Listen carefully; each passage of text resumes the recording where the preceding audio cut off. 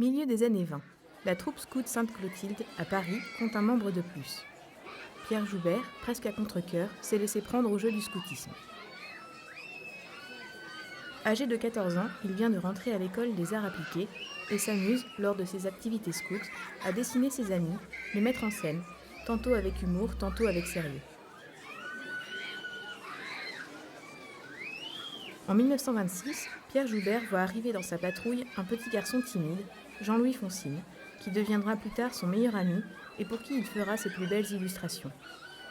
Pierre Joubert ne reste pas longtemps dans l'anonymat.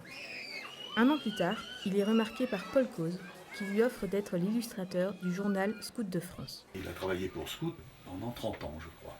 Toutes les couvertures ont été faites par lui, les dessins intérieurs pour la plupart étaient faits, des dessins techniques et des dessins... Foncine a fait son évolution dans le scoutisme et est devenu également directeur du journal Scout. Alors donc ils ont toujours travaillé ensemble, si vous voulez. Et sa signature devient vite célèbre dans le milieu du dessin. Animé d'un esprit chevaleresque et passionné d'histoire, Pierre Joubert dessine également pour d'autres éditions et est aujourd'hui encore reconnu pour être un grand dessinateur de la marine et des costumes d'époque.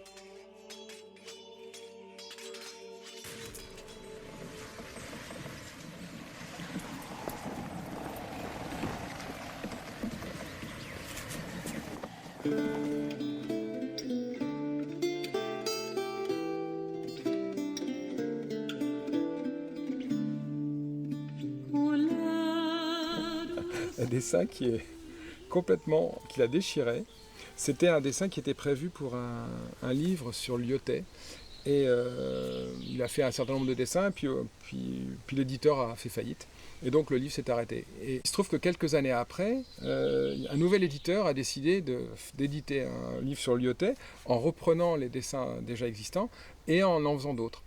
Et il a récupéré mon dessin, le dessin, le sien en fait, et il l'a décalqué par table lumineuse, et après il a fait ce dessin-là. Donc c'est le même, c'est exactement le même dessin, mais il y a quelques années d'écart.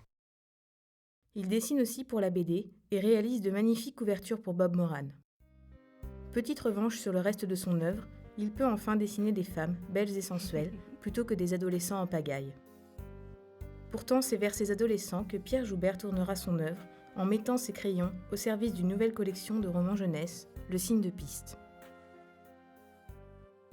C'est au cours d'une réunion avec Pierre Joubert et puis le directeur de l'époque, autour d'une table, on crée la collection, mais comment on va l'appeler? Et puis pendant ce temps-là, Joubert est en train de dessiner. Et la directrice d'Alsacia se penche et dit: qu'est-ce que vous faites, monsieur Joubert?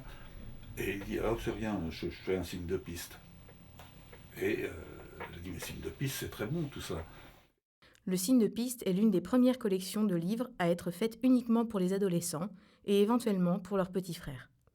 Serge Dalens a écrit le bracelet de vermeil quand il était jeune militaire, et il a rencontré à ce moment-là un illustrateur qui est Pierre Joubert. Et ils ont discuté ensemble et ils ont créé en fait le personnage du prince Éric.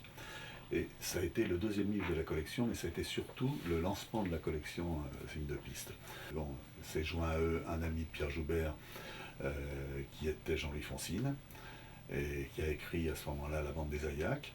Donc ça, ce sont vraiment les classiques de la collection, La Bande des Aïacs, suivi du Relais de la Chance au Roi, suivi du Prince Éric. Il en ressort une vivacité et une énergie peu communes. Le Signe de Piste connaît un grand succès, d'abord auprès des scouts, la collection les visant à l'origine. Et le label Signe de Piste est passé de main en main jusqu'à ces dernières années où les éditions de La Haye ont racheté le label avec la ferme intention de s'en occuper, ce qu'ils essayent de faire actuellement. C'est pas facile. Mais le Signe de Piste s'adapte à la société et les romans deviennent plus ouverts à tous les jeunes qui rêvent d'aventure. C'était délirant, ça se vendait très bien, c'était délirant. Il y avait surtout cette illustration de Joubert qui était une véritable locomotive. À raison de 2 sorties de livres par mois, le Signe de Piste est constamment en mouvement. Très novateur pour l'époque, il organise des jeux concours et utilise la publicité, dessinée par Pierre Joubert, devenu le dessinateur quasi unique de la collection. Il jouit encore d'une grande renommée parmi les illustrateurs et les dessinateurs de bande dessinée, ainsi que chez les lecteurs de la collection,